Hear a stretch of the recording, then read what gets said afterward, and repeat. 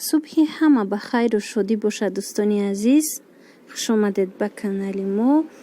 امروزه ویدیوی ما هم ابزار میشه و هم ولوگ. من امروز سحر کتی پوچتا اومدگی هستم. اومدم گفتم پاسلکا را روان کنم به روسیه، به یکاترینبورگ از تاجیکستان.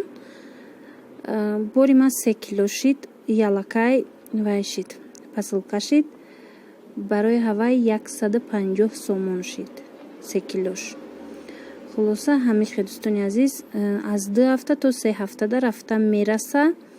اکنون میبینیم که چند قدر رسید چه شید. بعد ما شما در خبر میتیم. بسیاری میخوان که یگان چی از ما درخواست کنن که تا اینکه ما روان کنم برای هوای ای وای پاسلکای سنجشی ایرا که همی پادپیشی که ما گرفت چند مدت در چه گرفت و ما شما در اعلان میکنم. بعدا شما میتونید که من برای که من نشون میتیم از اوایو درخواست کنید و ما شما در به روسیه روان کنم.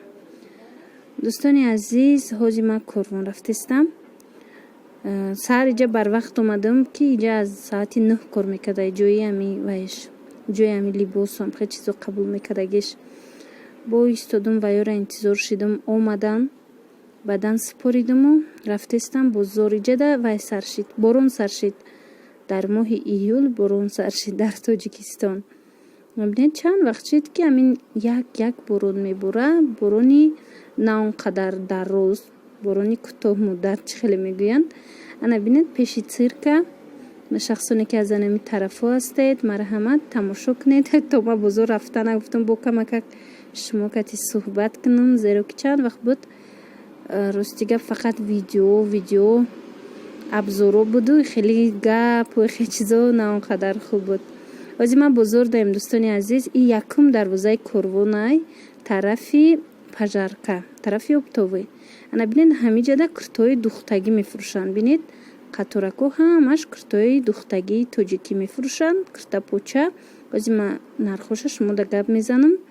کسی که معقوله در تاجیکستان اومده میتونه که خودش خریداری کنه مستقلانه. نه مرحمت تماشا کنید. انا دوستانی عزیز انا می نمود کرتا پوچو پاپلینای بسیارم خشرو دختگی اوستینش 3/4 تایره. کرتا پوچه ای رزمیری 48 تای 46-48 تای همین کرتا پوچه.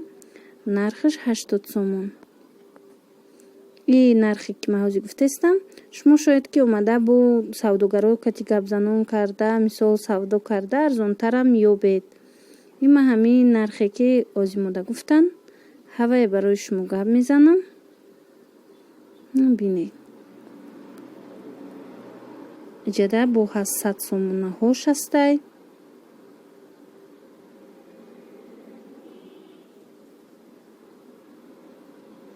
این طرف تا بینید 90 سومونه هاش هسته. اینو بعد اوستین کالتو هستن با 80 سومونه 75 سومونه. اینو هستن. اگر اینو رای مش مزکس کنید 100 سومونه. مثال کرتا پوچوی خشروه که مثال نوای دختگی دبره دختگی یعنی تنگک دختگی نیست. ببینید ورادنیک داره. ای برای رزمیروی کالونای اورویش هم دودگی هسته. اینجا در راستی گپ شما کرتای هر نموده هر نرخه پیدا کرده میتوانید. مثال این وابسته به نمو دخت چای هست. اینجا در کرتایی که 70 سومون 60 سومون هم هسته. ولی نمو دخت باید شما اهمیت دوستانی عزیز هنگامی خریداری که اگر که مثال خشرو و ویلوگ زدگی باشه، خشرو دختگی باشه، بعد کرتا دبره باشه، مثال هوایو با کمکک و قیمت رکای صفتی دختچه شما اهمیتی دوستانی عزیز. همیده گفتم شما را خبردار کنم. اینجا با هستن کرتایی که حتی 50 سومونن کرتا پوچه دختگی تیور. ولی اگر نقص ترشه گیرم گوید مثال کمکک نرخش دیگر ترکای. ببینید 100 سومون 80 سومون 90 سومون. من نرخ عمومیش شما در گپ میزنم. баъдан касоне ки аз мо метавонанд ки мисол ҳамин чизоро дархост кунанд озираш дар неч хеле ки гуфтум ҳами ки посилка рафт ки заказ кардан хоҳед шумо метавонед ки ба ман нависед ма омада бо амо то вақта бо киртои нав меброя ма сурат гирифта видео карда шумода мепартум. Инаҷа киртои остинкалтои ҳар хеле аста киртапочо ино размерои майдаянд дӯстони азиз. Ино синфҳои 6-7 ҳам хеле мешавад. Набинед 50 сомони киртапоча 50 сомон 60 сомон ҳам хе киртапочаи тайёрак вале размерои майда. Крестьянка духтагиян го хелош хели реглан меган чи меган кокеткачаша майдаҳак байнаи примоё ҳастай бо киртапоча. Ина бинед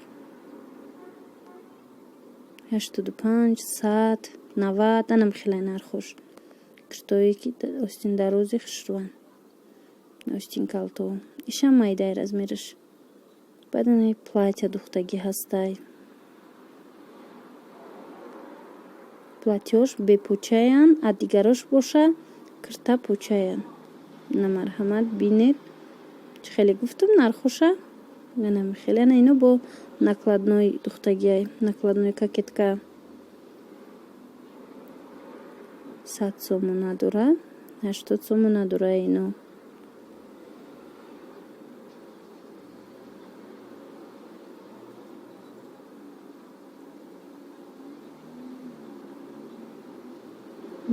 сатсмаша бинед чӣ хушрӯй сирх. ана ин тарафа бинед бо дӯстони азиз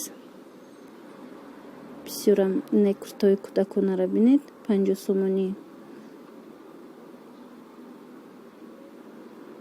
нуш подростковые киртапоча. ма инора дӯстони азиз нархҳои чона гуфтаистам бисёрша чӣ хеле гуфтум шумо метавонед ки омада бо худтон нарх наво кунед ё ки агар заказ кардан хоҳед бо омада ма видео мекунам нишон метим шумода эҷада киртои 150 сомонашам ҳастай. мисол киртай агар вай чӣ хеле гуфтум сифати нақстар агар хоҳед ҳаст духти нақстар агар хоҳед. ина марҳамат 60 сомон 50 сомон кӯдакона бо кӯдакои хурдаям ҳаст мисол 1 сола 2 соладам ҳастай 35 сомон нархиш 40 сомон киртапоча. ина паплин бинед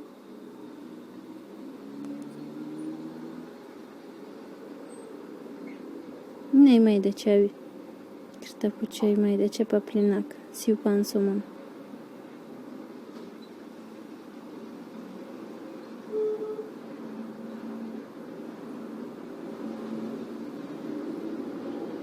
ана инашам хушрӯ иш 50 сомонай ба фикрам. ина шахсоне ки дар тоҷикистон ҳастед омада харидорӣ кунед.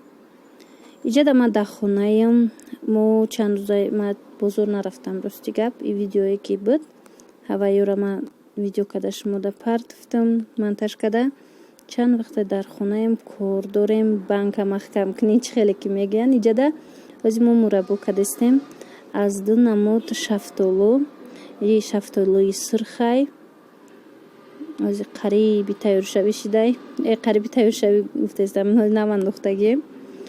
баъдан ози бо мураввай дорем ай шафтолуи зардам кардастем мураббо. дар хонаи мо қахшур намехӯранд мураббора и асосан мо барои пухтупаз истифода мебарем. ҳар намуд пирогу дигар чизо бад мепазем. худо хоҳа насиб карда боша авай боша. мураббора мо фақат олучара бисёртар мехӯранд компот карда кӯдако мураббоша баъд ма худам клубникара қулфиная мураббоша дӯст медорам. ана иш боша бинед иш айваяй шафтолуи зардай шамози мемонам я бурдигам буҷуша ғафсак шава баъд хунук мекунам. ビネ